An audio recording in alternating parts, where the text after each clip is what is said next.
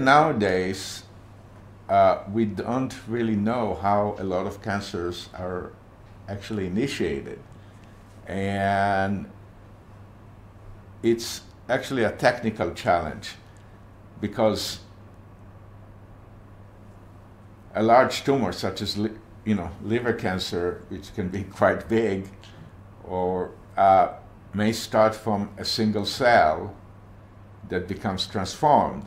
But how can we identify the very first cell to become a cancer cell in a tissue such as the liver that contains millions and millions of cells? So I think we need some technological advances to understand that. And also we need to know how different environmental factors that are suspected carcinogens.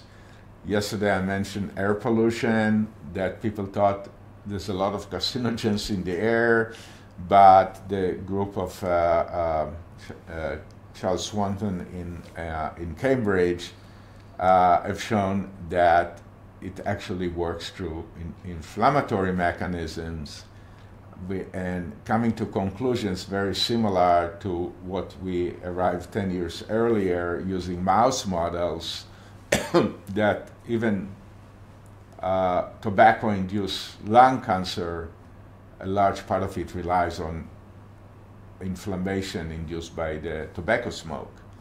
So I think as we understand better the origins of cancer, we can probably start designing better preventive measures.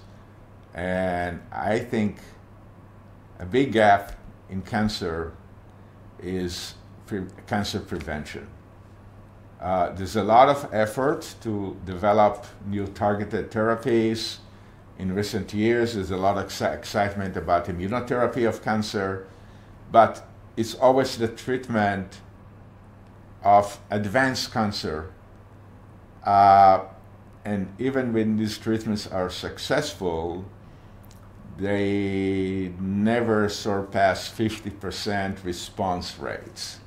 So still, half the people may still need chemotherapy, some very old treatments, radiation therapy,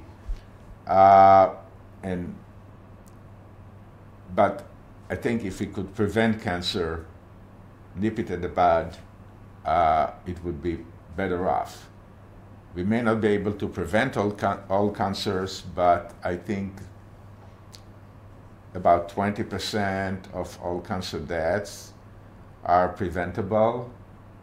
And if there's a concerted effort by government agencies, for instance, the National Cancer Institute in the US,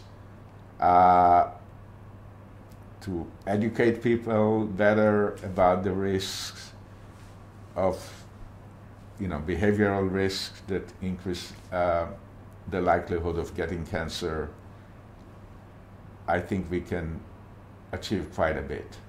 I think they should venture to other centers of knowledge and acquire knowledge in new environments, something that is not available here, in new ways of thinking about science, and bring it back. And